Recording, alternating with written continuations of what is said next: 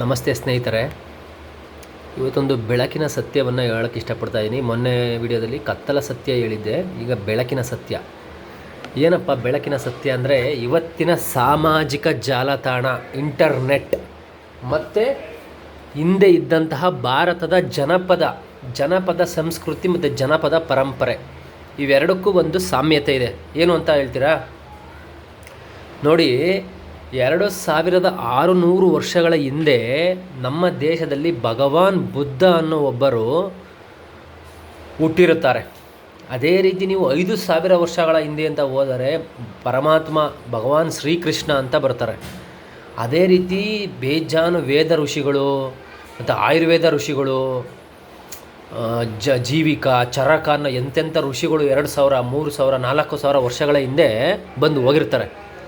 ಸ್ನೇಹಿತರೆ ನೋಡಿ, ಆಗ 2600 ವರ್ಷ, 3000, 4000, 5000 ವರ್ಷಗಳ ಹಿಂದೆ ಇವತ್ತಿನ ಇರೋ ಥರ ಪೆನ್ನು, ಪೆನ್ಸಿಲ್ಲು, ಈ ಡಿಜಿಟಲ್ ಎಕ್ವಿಪ್ಮೆಂಟ್ಸು, ಹಾರ್ಡ್ ಡಿಸ್ಕು ಏನೂ ಇರಲಿಲ್ಲ.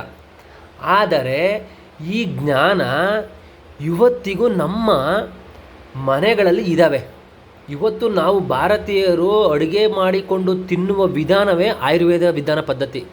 ನಾವು ನೋಡಿ, ಪ್ರತಿ ಮಾಡೋ ಎಲ್ಲ ಅಡುಗೆಗಳಿಗೂ ಅರಿಶಿನ ಪುಡಿಯನ್ನು ಉಪಯೋಗಿಸ್ತೀವಿ, ಹುಣಸೆಹಣ್ಣು ಉಪಯೋಗಿಸ್ತೀವಿ, ಮತ್ತು ಉಪ್ಪು ಉಪಯೋಗಿಸ್ತೀವಿ, ಶುಂಠಿ ಉಪಯೋಗಿಸ್ತೀವಿ, ಬೆಳ್ಳುಳ್ಳಿ ಉಪಯೋಗಿಸ್ತೀವಿ, ಈರುಳ್ಳಿ ಉಪಯೋಗಿಸ್ತೀವಿ. ನೋಡಿ, ನಮ್ಮದು ಒಂದೇ ಒಂದು ಅಡುಗೆಗೆ ಎಷ್ಟು ಥರ, ಒಂದು ಸಾಂಬಾರಿಗೆ 10ರಿಂದ 15 ಥರ ವಸ್ತುಗಳನ್ನು ನಾವು ಹಾಕ್ತೀವಿ. ಈ ಜ್ಞಾನ ಎಲ್ಲಿಂದ ಬಂತು? ಇದೇ ಇವಾಗಿನ ಪ್ರೆಸೆಂಟಿನ ಇಂಟರ್ನೆಟ್ ಅವತ್ತಿರಲಿಲ್ಲ, ಕರೆಕ್ಟ್ ಅಲ್ವಾ? ಇದು ಜನಪದ ಅಂದರೆ ಕಾನ್ಷಿಯಸ್ನೆಸ್, ಜನ್ರೇಷನ್ ಟು ಜನ್ರೇಷನು, ಮಾತಿನ ಮುಖಾಂತರ, ಜನಗಳ ಬಾಯಿಂದ ಬಾಯಿಗೆ, ಜನಗಳ ಒಂದು ದಿನನಿತ್ಯದ ಒಂದು ಚಟುವಟಿಕೆಯ ಭಾಗವಾಗೋಗಿದೆ ಇವೆಲ್ಲ. ಆಯುರ್ವೇದ ಆಗ್ಬೋದು, ಯೋಗ, ಜ್ಞಾನ, ಆಧ್ಯಾತ್ಮ ಮತ್ತು ಈ ಸನ್ಯಾಸ, ಇವೆಲ್ಲ ನಮ್ಮ ಪರಂಪರೆ ಸ್ನೇಹಿತರೆ. ಇದು ಬುಕ್ಕಿಂದ ಪಡ್ಕೊಂಡಂಥ ಜ್ಞಾನ ಅಲ್ಲ. ಇದು ಜನಪದ ಜ್ಞಾನ. ನಮ್ಮ ಪೂರ್ವಿಕರು ಮಾಡಿದ್ದನ್ನ ನಾವು ಬ್ಲೈಂಡಾಗಿ ಫಾಲೋ ಮಾಡ್ತಾಯಿದ್ದೀವಿ. It is good. ಬಟ್ ಇವತ್ತೇನಾಗಿದೆ, ಆ ಬ್ಲೈಂಡ್ ಫಾಲೋ ಮಾಡ್ತಾ ಇದ್ದಿದ್ದು ಇವತ್ತಿಗೆ ಸೇಮ್ ಇದೇ ಸಾಮಾಜಿಕ ಜಾಲತಾಣಕ್ಕೆ ಲಿಂಕ್ ಆಗುತ್ತೆ. ನೋಡಿ ಹೆಂಗೆ ಅಂತ. ಈ ಜನಪದ ಜ್ಞಾನ ಈಗ ಬರ್ತಾ ಬರ್ತಾ ಬರ್ತಾ ಬರ್ತಾ ಬರ್ತಾ ಏನಾಯಿತು, ಅದು ಮೂಢನಂಬಿಕೆ, ಮೂಢ ಭಕ್ತಿ ಆಗೋಯ್ತು. ಹಿಂದೆ ಬಿಲ್ವಪತ್ರೆ ಮಾಡಿದ್ದವರು ಬಿಲ್ವಪತ್ರೆದು ಕಷಾಯ ಮಾಡ್ಕೊಂಡು ಕುಡಿಲಿ ಅಂತ ಬಿಲ್ವಪತ್ರೆಯನ್ನು ಮಾಡಿದರು. ಇದು ಅಷ್ಟೇ, ಏನದು ನಮ್ಮ ತುಳಸಿ ಗಿಡನೂ ಅಷ್ಟೇ. ತುಳಸಿ ಗಿಡದಷ್ಟು ಆರೋಗ್ಯಕ್ಕೆ, ಅಷ್ಟು ಜ್ವರ ಗಿರ, ಚಿಕ್ಕ ಪುಟ್ಟ ನೆಗಡಿ ಕೆಮ್ಮು ಬರ್ದಂಗೆ ಅದು ಪ್ರೊಯಾಕ್ಟಿವ್ ವೆಲ್ನೆಸ್. ಇದು ಹುಷಾರು ತಪ್ಪದ ಮೇಲೆ ಮಾಡ್ಕೊಳ್ಳೋಲ್ಲ, ಪ್ರೊಯಾಕ್ಟಿವ್. ಹಿಂಗೆ ಹುಷಾರೇ ತಪ್ಪಲ್ಲ ನೀವು ಯೂಸ್ ಮಾಡಿದ್ರೆ ಆ ಥರ ಇದ್ದಂಥ ಆಯುರ್ವೇದ ಪದ್ಧತಿ. Ayurveda is a proactive wellness. ಇದು it is not a reactive wellness. Okay, ಈ ಥರ ಇದ್ದಂಥ ಪದ್ಧತಿನ ಈ ಮೂಢನಂಬಿಕೆಗೆ ಬರ್ತಾ ಬರ್ತಾ ನಾವು ಇವನ್ನೆಲ್ಲ ಪೂಜೆ ಮೆಟೀರಿಯಲ್ ಮಾಡಿಕೊಂಡ್ರು. ಈ ಮಧ್ಯದಲ್ಲಿ ಅಂಧಕಾರದ ಯುಗದಲ್ಲಿ ಏನಾಯ್ತದು, ಭಕ್ತಿಗೆ ತಿರ್ಕೊಂಡ್ಬಿಡ್ತು. ಭಕ್ತಿಗೆ ತಿರ್ಕೊಂಡಾಗ ಏನು ಮಾಡಿದ್ರು, ಬಿಲ್ಪತ್ರನ ಶಿವನ್ಗೆ ಫೇಮಸ್ ಅಂತ ಮಾಡಿದ್ರು. ಹೆಂಗೆ ಅಂದರೆ, ಏನಕ್ಕೆ ಮಾಡಿದ್ರು ಅಂದರೆ, ಅಟ್ಲೀಸ್ಟ್ ಈ ಥರ ಈ ಪರಂಪರೆ ಉಳ್ಕೊಂಡು ಹೋಗಲಿ, ಶಿವನ ಹೆಸರು, ಈ ದೇವ್ರನ್ನ ಭಯ ಭಕ್ತಿನಾದರೂ ಈ ಗಿಡ ಮರಗಳನ್ನ ಇವರು ಉಳಿಸ್ಕೊಳ್ಳಿ ಅಂತ ನಮ್ಮ ಹಿರಿಯರು ಮಾಡಿದ್ದಿದ್ದು. ಎಷ್ಟು ಬುದ್ಧಿವಂತರಿದ್ದಾರೆ ನೋಡಿ ಅವರು. ಈ ಭಕ್ತಿ ಮಾರ್ಗ, ಭಕ್ತಿ ಪರಂಪರೆ ಬಗ್ಗೆ ಇವತ್ತು ಕೇವಲವಾಗಿ ಮಾತಾಡ್ತಾರಲ್ಲ, ಇದ್ರ ಮೂಲ ಏನು ಅಂತ ನಾವು ತಿಳ್ಕೊಬೇಕು. ತಿಳ್ಕೊಂಡು ಇದನ್ನು ಅರಿತುಕೊಂಡು ನಾವು ಬಾಳಬೇಕಾಗಿದೆ. ಇದನ್ನು ಈಗ ಇಂಟರ್ನೆಟ್ಗೆ ಲಿಂಕ್ ಮಾಡಿ.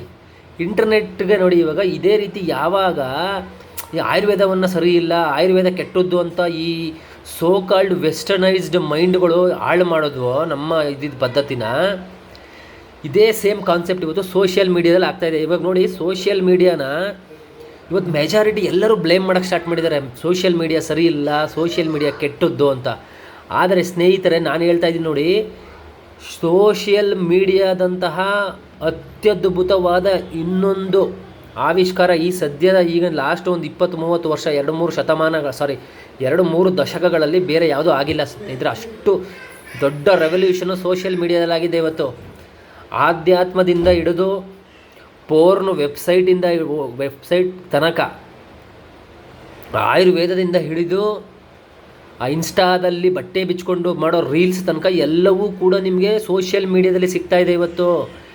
ಎಂತೆಂಥ ಸೈಂಟಿಸ್ಟ್ಗಳು, ಎಂತೆಂಥ ಆಯುರ್ವೇದ ಪಂಡಿತರುಗಳು, ಎಂತೆಂಥ ಡಾಕ್ಟರ್ಸ್ಗಳು ಇವತ್ತು ಸೋಷಿಯಲ್ ಮೀಡಿಯಾಗಳಲ್ಲಿ ಗ್ರೂಪ್ಗಳನ್ನು ಮಾಡಿ ಅವರ ಜ್ಞಾನವನ್ನು ಶೇರ್ ಮಾಡ್ತಾಯಿದ್ದಾರೆ.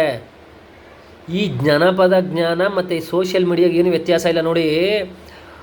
ಅದನ್ನು ನಮಗೆ ಉಪಯೋಗಿಸ್ಕೊಳಕ್ಕೆ ಬರ್ತಾ ಇಲ್ಲ ಅಷ್ಟೇ. ಇಲ್ಲಿ ಈ ಉಪಯೋಗಿಸ್ಕೊಳ್ಳೋಕ್ಕೆ ಬರದೇ ಇರುವಂತಹ ಈ ಬ್ರಿಟಿಷ್ ಮೆಂಟಾಲಿಟಿ ಜನಗಳು ಈ ಸೋಷಿಯಲ್ ಮೀಡಿಯಾನ ಸರಿ ಇಲ್ಲ ಅಂತ ಹೇಳ್ತಾ ಇದ್ದಾರೆ ಅಷ್ಟೇ. ಇದೇ ಬ್ರಿಟಿಷ್ ಮೆಂಟಾಲಿಟಿ ಜನಗಳು ಯಾವಾಗ ನಮ್ಮ ಭಾರತಕ್ಕೆ ಬಂದು ಆಯುರ್ವೇದ ಸರಿ ಇಲ್ಲ ಅಂತೇಳಿ ಈ ಮೆಡಿಸಿನ್, ಈ ರಿಯಾಕ್ಟಿವ್ ಮೆಡಿಸಿನ್, ಇಂಗ್ಲೀಷ್ ಮೆಡಿಸಿನ್ನ ತಂದರು. ಅದು ತಂದಾಗ ತುಂಬ ಚೆನ್ನಾಗಿತ್ತದು. ಇಂಗ್ಲೀಷ್ ಮೆಡಿಸಿನ್ನು ಬಂದಾಗ ತುಂಬ ಚೆನ್ನಾಗಿ ವರ್ಕ್ ಆಯ್ತಿತ್ತು. ಬಟ್ ಇವತ್ತು ಅದು ಬಂಡವಾಳಶಾಹಿಗಳ ಕೈಯಲ್ಲಿ ಸಿಕ್ಕಾಕೊಂಡು ಇವತ್ತು ಅದು ಮಾಫಿಯಾ ಆಗೋಗಿದೆ.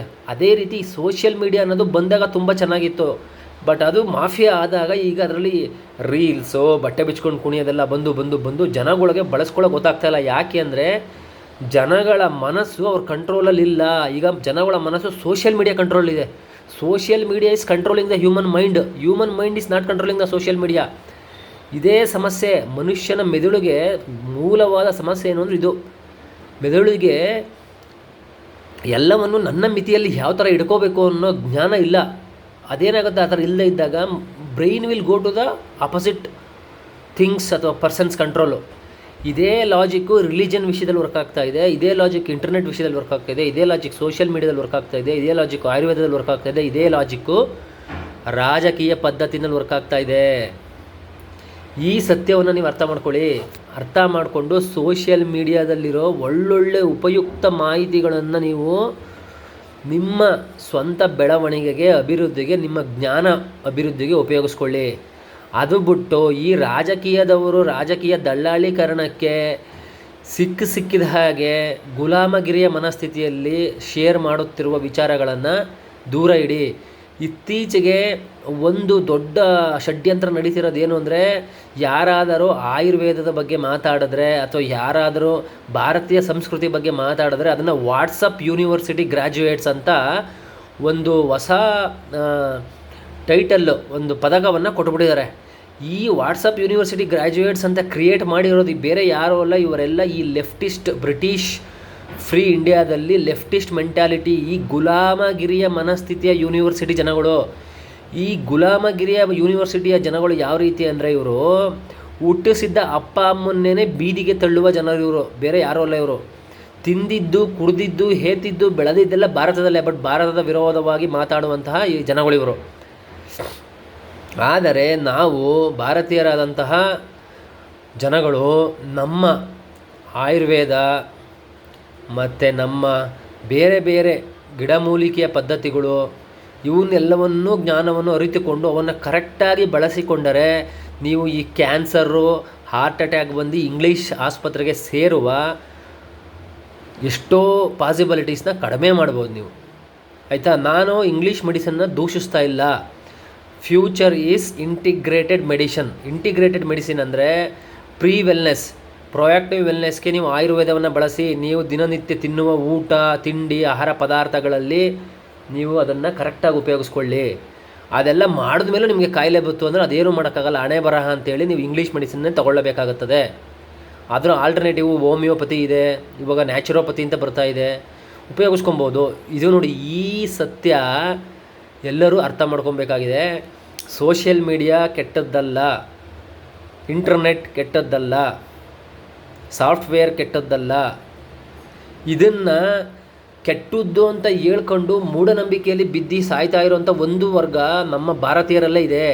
ಈ ಹಳೇ ಕಿತ್ತೋದ ಈ ಷೋಡಶ ಮನಸ್ಥಿತಿಯ ಭಕ್ತಿ ಮಾರ್ಗದಲ್ಲೇ ಇಟ್ಕೊಂಡು ಅವರು ಇವೆಲ್ಲ ಬೇಡ ಅನ್ನೋ ಲೆವೆಲ್ಗೆ ಅದನ್ನು ದೂಷಣೆ ಮಾಡ್ತಾಯಿದ್ದಾರೆ. ಇಂದಿನ ಕಾಲದಲ್ಲಿ ಈ ಅಸ್ಪೃಶ್ಯತೆ ಅನ್ನೋದು ಹಿಂಗಿತ್ತು, ಅದೇ ರೀತಿ ಇದ್ರ ಮೇಲೂ ಅಸ್ಪೃಶ್ಯತೆ ತೋರಿಸ್ತಾ ಇದ್ದಾರೆ. ದಯವಿಟ್ಟು ಇದು ಅಸ್ಪೃಶ್ಯತೆ ಅಲ್ಲ, ಇದು ವಿಜ್ಞಾನ. ಇದನ್ನು ಬಳಸಿಕೊಳ್ಳುವ ರೀತಿ ನಿಮಗೆ ಗೊತ್ತಿಲ್ಲ ಅಷ್ಟೇ. ಇದನ್ನು ಇನ್ನು ಮುಂದುವರಿದ ಭಾಗವಾಗಿ ಹೇಳಬೇಕಂದ್ರೆ, ಇವತ್ತಿನ ಏನು ಸಾಫ್ಟ್ವೇರ್ ಇಂಡಸ್ಟ್ರಿ ಅನ್ನೋದು ಏನಿದೆ ಇವತ್ತು, ಇದು ಇಲ್ಲ ಅಂದಿದ್ದರೆ ಇವತ್ತು ನಾವು ಮನುಷ್ಯ ಇನ್ನು ಎಷ್ಟು ಮರಗಳನ್ನ ಕಡಿಬೇಕಿತ್ತು ಪೇಪರ್ ತಯಾರು ಮಾಡೋದಕ್ಕೆ, ಫೈಲ್ಸ್ಗಳನ್ನ ಬರೆಯೋಕ್ಕೆ. ಇವತ್ತು ನಾವು ಎಕ್ಸೆಲ್ ಶೀಟ್ಗಳಲ್ಲಿ, ಮೈಕ್ರೋಸಾಫ್ಟ್ ವರ್ಡ್ ಡಾಕ್ಯುಮೆಂಟ್ಸ್ಗಳಲ್ಲಿ, PPTಗಳಲ್ಲಿ ಎಷ್ಟು ಪೆಟಾಬೈಟ್ಸಲ್ಲಿ ನಾವು ಡೇಟಾನ ಸೇವ್ ಮಾಡ್ತಾಯಿದ್ದೀವಿ. ಇದನ್ನೆಲ್ಲ ನಾವೇನಾದರೂ ಪೇಪರಲ್ಲಿ ಬರ್ಕೊಂಡು ಕೂತ್ಕೊಬೇಕು ಅಂದಿದ್ರೆ ಎಷ್ಟು ಆಗ್ತಾಯಿತ್ತು. ಇದೆಲ್ಲ ಆಗ್ತಾನೇ ಇರಲಿಲ್ಲ. ಇದು ಇಟ್ಸ್ ಅನ್ಇಮ್ಯಾಜಿನಬಲ್. ಎಷ್ಟು ಮರಗಳು ಹೋಗ್ತಾಯಿದ್ವು ಇಷ್ಟಕ್ಕೆಲ್ಲ. ಭೂಮಿ ಪೂರ್ತಿ ಈ ರಾಜಕಾರಣಿಗಳು ಮತ್ತು ಈ ದುರಾಸೆಯ ಪ್ರಾಣಿಗಳ ದುರಾಸೆಗೆ ಇವತ್ತು ಭೂಮಿ ಇಷ್ಟು ಬಲಿಯಾಗಿ ಇವತ್ತೆಲ್ಲ ಮರಗಿಡಗಳೆಲ್ಲ ಹೋಗಿದೆ ನಮ್ಮ ಭಾರತದಲ್ಲಿ. ಬಟ್ ಇದೇನಾರ ಸಾಫ್ಟ್ವೇರ್ ಬಂದಿಲ್ಲ ಅಂದಿದ್ರೆ ಇವತ್ತಿಗೆಲ್ಲ ಅಲ್ಲೇ ಬರಡಾಗಿ ರಾಜಸ್ಥಾನದ ಸಹಾರಾ ಮರುಭೂಮಿ ಥರ ಆಗ್ಬಿಟ್ಟಿರೋದು ನಮ್ಮ ಭಾರತ. ಹಂಗಾಗಿ ಯಾವುದನ್ನು ಹೇಟ್ ಮಾಡುವುದಲ್ಲ, ಯಾವುದನ್ನು ಅದರ ಉಪಯೋಗವನ್ನು ಅರಿತುಕೊಳ್ಳಬೇಕು, ಯಾವುದನ್ನು ಅದರ ಪ್ರಯೋಜನ ಹೇಗೆ ಬಳಸಿಕೊಳ್ಳಬೇಕು, ಮನುಷ್ಯನನ್ನು ಉಪಯೋಗಿಸಿಕೊಳ್ಳುವ ಬಗ್ಗೆ ಯೋಚನೆ ಮಾಡಬಾರ್ದು. ಭಕ್ತರೇ ಅಥವಾ ಸ್ನೇಹಿತರೆ, ಮನುಷ್ಯ ಇರೋದು ಪ್ರೀತಿಸೋಕ್ಕೆ, ಪ್ರಾಣಿಗಳಿರೋದು ಪ್ರೀತಿಸೋಕ್ಕೆ, ವಸ್ತುಗಳಿರೋದು ಉಪಯೋಗಿಸ್ಕೊಳ್ಳೋಕ್ಕೆ. ಅದು ಮನುಷ್ಯನ ಏಳಿಗೆಗೆ, ಮನುಷ್ಯನ ಅಭಿವೃದ್ಧಿಗೆ ಉಪಯೋಗಿಸ್ಕೋಬೇಕು. ಮರಗಿಡಗಳಿರೋದು ಉಪಯೋಗಿಸ್ಕೊಳ್ಳೋಕ್ಕಲ್ಲ. ಮರಗಿಡಗಳಿರೋದು ನಮ್ಮ ಬದುಕನ್ನು ಕಟ್ಕೊಳ್ಳೋಕ್ಕೆ. ಹಂಗಂತ ನಾವು ಮರಗಿಡಗಳನ್ನ ಉಪಯೋಗಿಸ್ಬೋದು, ಆದರೆ ಅದಕ್ಕೊಂದು ಇತಿ ಮಿತಿ ಇರಬೇಕು. ಈಗ ನೀನು 2 ಮರ ಕಡಿದಷ್ಟು ಇಂಟೀರಿಯರ್ ವಸ್ತುಗಳನ್ನು ನಿನ್ನ ಮನೆಗೆ ಮಾಡಿಸ್ತಾ ಇದೆಯಾ ಅಂದರೆ ನೀನು ಅಟ್ಲೀಸ್ಟ್ ಒಂದು 10ರಿಂದ 20 ಮರಗಳನ್ನ ನಟ್ಟಿ ಬೇರೆ ಕಡೆ ಬೆಳೆಸಬೇಕು. ಇದನ್ನೇ ರೀಯೂಸ್, ರೀಸೈಕಲ್, ರೆಡ್ಯೂಸ್, ರಿನ್ಯೂ ಅನ್ನೋ ಒಂದು ಪದ್ಧತಿಯನ್ನು ನಾವು ಜೀವನದಲ್ಲಿ ಅಳವಡಿಸ್ಕೊಂಡು ನಾವಿನ್ನು ಮುಂದೆ ಪ್ರಕೃತಿಗೆ ಪೂರಕವಾದಂತಹ ಶೋಕಿಯನ್ನು ಮಾಡಿಕೊಂಡು ಬದುಕಬೇಕಾಗಿದೆ. ಅದೇ ನಮ್ಮ ಆಶಯ. ಧನ್ಯವಾದಗಳು.